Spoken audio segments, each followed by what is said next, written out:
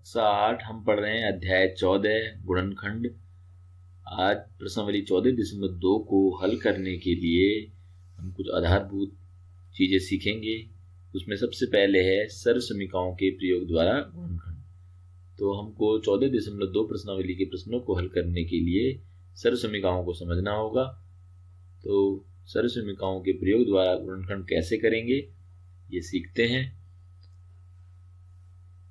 a की घात 2 plus 2ab plus b की घात 2, इस तरह से एक कोई बहुपद दिया हो, ये त्रिपदीय बहुपद है, त्रिपदीय व्यंजक है, इसको किस तरह से हल करेंगे, कैसे इसके गुणनखंड करेंगे जरा सीखते हैं।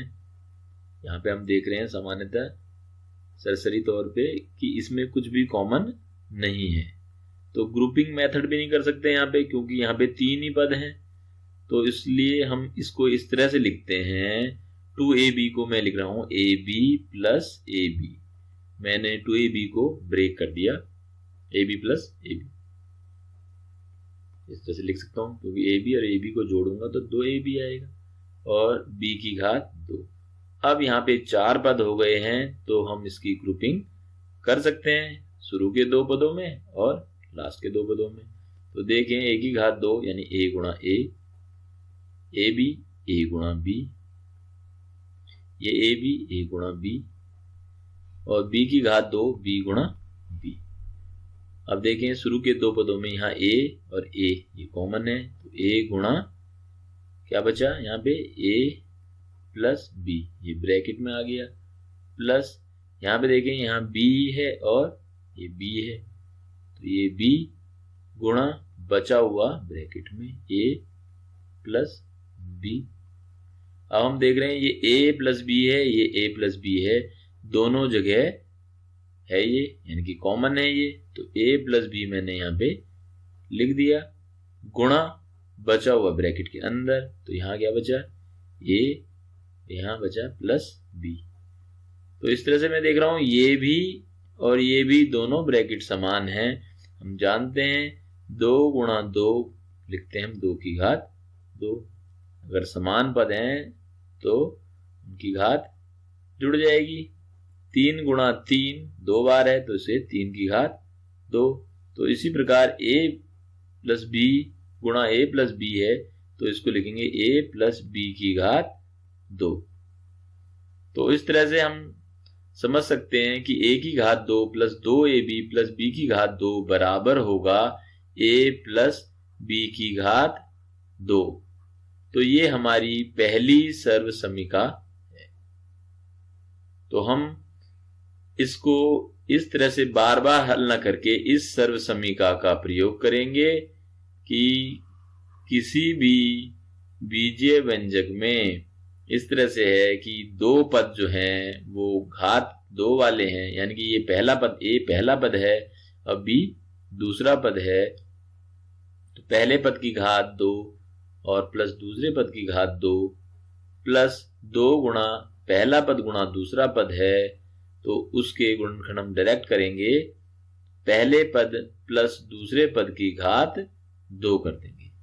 इसी प्रकार दूसरे प्रारूप को देखते हैं हम, a की घात 2 माइनस 2ab प्लस b की घात 2 के रूप में कोई बीजीय व्यंजक हमारे सामने हो, तो उसके लिए कैसे सर्वसमीका का प्रयोग करेंगे। तो यहाँ पे इसको हल कर लेते हैं, a की घात 2, ये ab माइनस में और माइनस में ab, माइनस माइनस प्लस हो जाएगा, तो ये 2ab।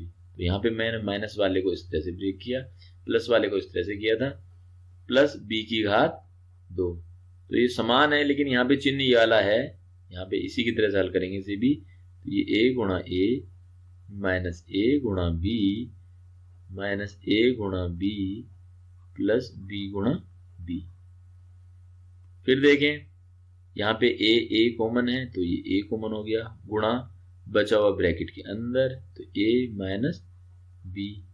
यहाँ देखिए ये माइनस है तो माइनस, और यहाँ देखें ये b है और b, तो ये b कॉमन हो गया, गुणा बचा हुआ ब्रैकेट के अंदर। तो अब क्योंकि मैं माइनस ले चुका हूं बाहर, तो ये माइनस वाला अब ये प्लस होगा। अब मैंने माइनस बाहर लिया है तो ये प्लस वाला क्या हो जाएगा, माइनस, तो ये a माइनस बी। तो इसको इस तरह से समझ सकते हैं कि माइनस बी की गुणा a से होगी तो माइनस a भी आ जाएगा, और फिर माइनस वाले की गुणा इस माइनस वाले से होगी तो माइनस माइनस प्लस b गुणा b आ जाएगा। तो अब देख रहे हैं हम यहाँ पे ये और ये पद एक जैसे हो गए, तो ये कॉमन हो जाएंगे। अब a माइनस बी गुणा बचा हुआ ब्रैकेट के अंदर, तो यहाँ क्या बचा है a और ये बचा है माइनस के b। तो देखें ये समान है तो घात 2।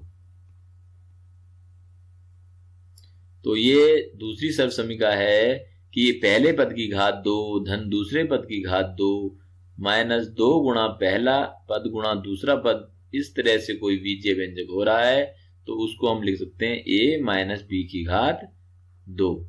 हमको इस तरह से पूरा हल करने की आवश्यकता नहीं है, हम डायरेक्ट उसको इस तरह से लिखेंगे कि अगर हमारे पास कोई बीजीय व्यंजक इस तरह से है कि जिसमें हमें दिख रहा है पहले पद की घात 2 दूसरे पद की घात 2, a पहला पद है b दूसरा पद, a बराबर प्रथम पद और b बराबर हम कहेंगे द्वितीय पद। तो a पहले पद की घात 2 प्लस दूसरे पद की घात 2 माइनस 2 गुणा पहला पद गुणा दूसरा पद है, तो उसको लिखेंगे हम पहला पद माइनस दूसरे पद पूरे की घात 2। हमको फिर इस तरह से पूरा हल करने की आवश्यकता नहीं है। तीसरा देखें, अगर हमारे पास a की घात 2 माइनस b की घात 2 है, इस तरह से है कोई ये 2 पदों वाला बीजीय व्यंजक है, तो इसको किस तरह से हल करना है। इसमें तो कुछ भी कॉमन नहीं दिख रहा, लेकिन फिर भी इसके गुणनखंड होंगे, तो किस तरह से होंगे। तो यहाँ देखें a की घात 2 प्लस ए बी किया मैंने और इतना ही मैंने इसमें घटा दिया, माइनस बी की घात 2 तो इसका एक पद है ही।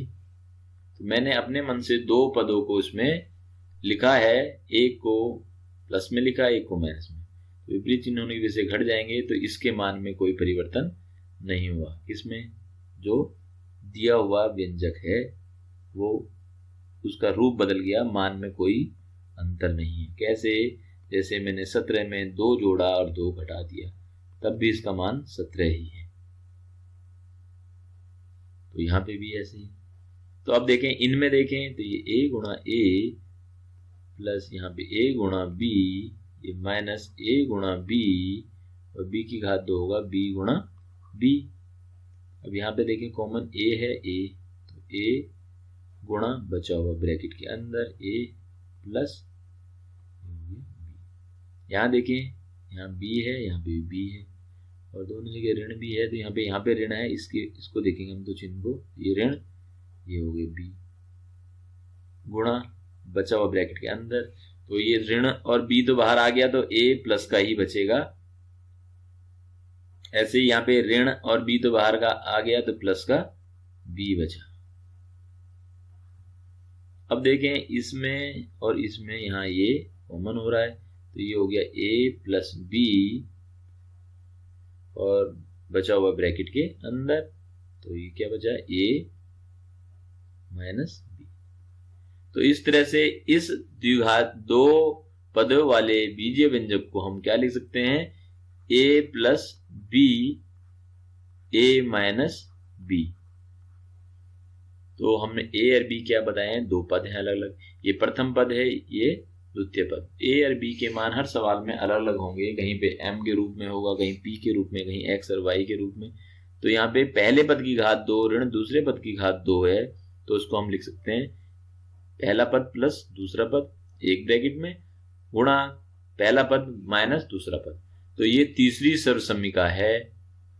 तो हमारे पास इस रूप में, ये जो है बाएं तरफ इस रूप में है कोई बीजीय व्यंजक, तो हम उसको ऐसे लिख सकते हैं। इस रूप में है दूसरी सर्वसमीका में, देख रहे हैं हम बाएं तरफ, अगर इस रूप में है तो इसको हम इस रूप में लिखेंगे a माइनस बी की घात 2 के रूप में।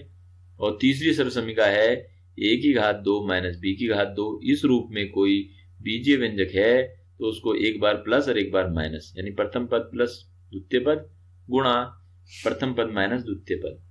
तो इन 3 सर्व समीकरणों का प्रयोग करना है हमको और इस आधार पे हम सवाल हल करने हैं। तो यहाँ पे देखें, अगर इस रूप में कोई बीजीय व्यंजक हमारे पास है तो इसको हम डायरेक्ट क्या कर सकते हैं, a प्लस बी की घात 2, इसके गुणनखंड ये होंगे। अगर हमारे पास a की घात 2 माइनस 2ab प्लस बी की घात 2 इस रूप में कोई बीजीय व्यंजक है तो उसके गुणनखंड a माइनस बी की घात 2 होंगे। अगर कोई बीजीय व्यंजक a की घात 2 माइनस बी की घात 2 यानी पहले पद की घात 2 माइनस दूसरे पद की घात 2 है तो उसको हम लिखेंगे a प्लस बी ब्रैकेट में a माइनस बी। इसको इस तरह से समझ सकते हैं कि एक हमारे पे प्रश्न है 9x की घात 2 माइनस 25y की घात 2, इसके गुणनखंड करने हैं। तो देखें यहाँ 2 पद वाला है, ये इसके सर्व समीकरण का प्रयोग करके होगा। तो देखें कैसे, इसको पहले मैं पहले पद 3x की घात 2 लिखूंगा माइनस इसको लिखूंगा 5y की घात 2, यानी कि पहले पद की पूरे की घात 2 हो गया है, दूसरे पद की पूरे की घात 2 हो गया है। तो इस रूप में लिखना है हमको, ये इस रूप में लिख दिया हमने इसको। अब क्या करेंगे, इसका एक बार प्लस यानी पहला पद प्लस दूसरा पद और यहाँ पे पहला पद माइनस दूसरा पद, तो इसके गुणनखंड ये हो गए हमारे। तो इस तरह से प्रश्नावली 14.2 में इन सर्व समीकरणों का प्रयोग करके हमें प्रश्नों को हल करना है।